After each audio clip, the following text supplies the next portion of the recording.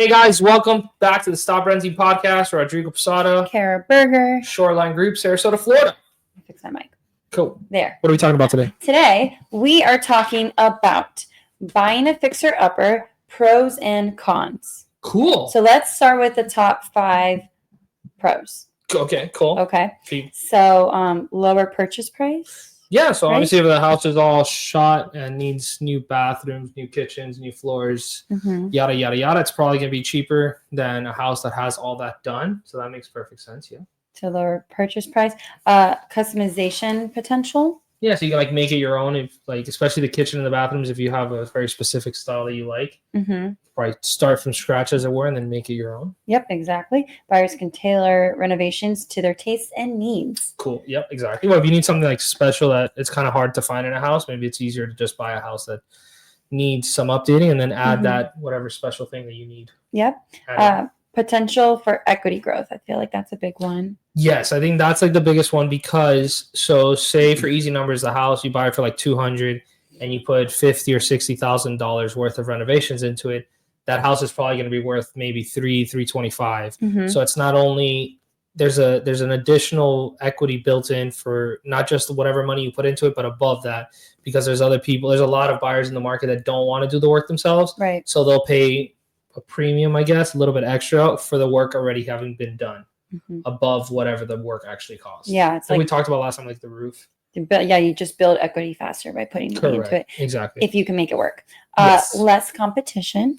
Yeah. So usually, like I said, there's most buyers in almost every market want houses that already have all the stuff done. They just want to like, this is their purchase price. We just want to walk in, turnkey or whatever. So there's going to be, by that standard, there's going to be a lot less people that are looking to purchase properties that need a good amount of work or some amount of work. So you're in a stronger position on the buying side. And then you usually can probably negotiate down even lower than where they're already at. Yep. And the last one is tax benefits. Yeah. So we got super lucky with our house because we bought it before Sarasota got as expensive as it is now, and it did need a lot of work. So that purchase price that we're at, the taxes off that house are based off the purchase price. It goes up a little bit year over year, but because we purchased it at a lower price, our taxes are substantially lower for the future especially if it's our primary home with a homestead. Right. You're locked in. You're locked in at a lower purchase price, which therefore locks in your taxes at a lower amount moving forward. Yeah. As opposed to if somebody would have bought the house, fixed it up, and then sold it to us at $400, let's say, when we bought it at $200, so somebody would fix it up, and I still can't believe you buy your home for that. Like that. It did need a lot. That is wild here in Sarasota, but that's real estate for you. If you find something and you believe in it, you're like, you have a gut feeling. Yeah. Location. The location is always great. Yeah. Huge. We're very close to downtown Sarasota. I did have a pool that was leaking. Yeah, but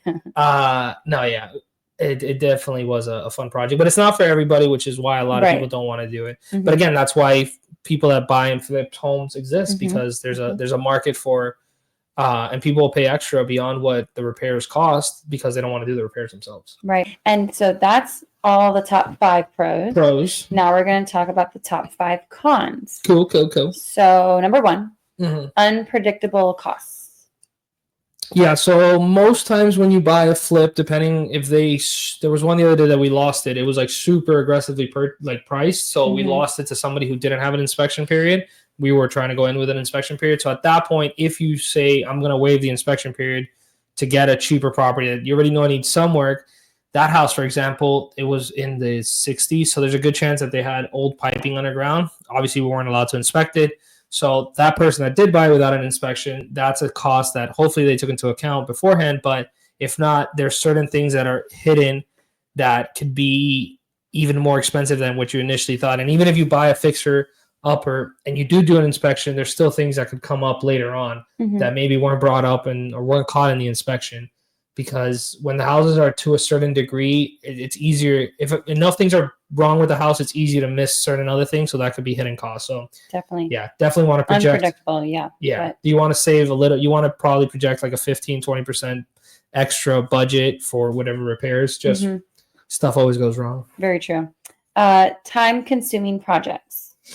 Yeah, so certain things take time. Like our house, for example, it's 5 years and we're almost Doing done, but things. little by little. Again, that depends on budget and other stuff. And if you're living in the house and you can't afford to go live somewhere else, certain projects take a little longer. And there's obviously it's not fun to live in a house that's under No, construction, and you partially. heard all the construction going Yeah, on, the but noise. Yeah. We had a tarp halfway up to our house for a few months there. just doesn't look pretty aesthetically, but in time. Yeah, it's a short-term pain for obviously a good amount of equity now, but yeah. So there's definitely projects and if you're doing it for like the first time, like us with our house, it was the first time we did it in an area, so we had to go through a few contractors and a few tradespeople. So that all takes time and energy, and is obviously kind of annoying. So time-consuming projects. So yeah. Correct. Stress and complexity. Yeah. So same thing. If you haven't done it before, it can be very stressful. The more times obviously you flip houses, people who flip houses on the regular they already know what the headaches are. They're more trained to them. So, but if it's the first time, yeah, there's definitely a good chance you're going to have some sleepless nights. It's going to be some mental health woes from, very true. Yeah. Depending on the very severity. Overwhelming. It can be very overwhelming, even if you know what you're doing, but if you don't know what you're doing, it's even more overwhelming. Yeah, I can imagine. Living conditions during renovations, like you just said. Correct. So I feel like that's a big one for people doing house projects. That is going to take some time. Even a listing agent I was just talking to said she put like $100,000 into the condo she bought, but it looks amazing. But they're finally getting over it. It's been like a couple of years, I think 3 years. Oh my God. So now it's finally, I guess, wrapping up. But that's just it's not pros fun. and cons. Yeah. Annoying, but the pro is you gain Correct. great equity from it. So yeah. So yeah, that's really it for the quick pros and cons of flipping houses. Yeah. Thanks, guys.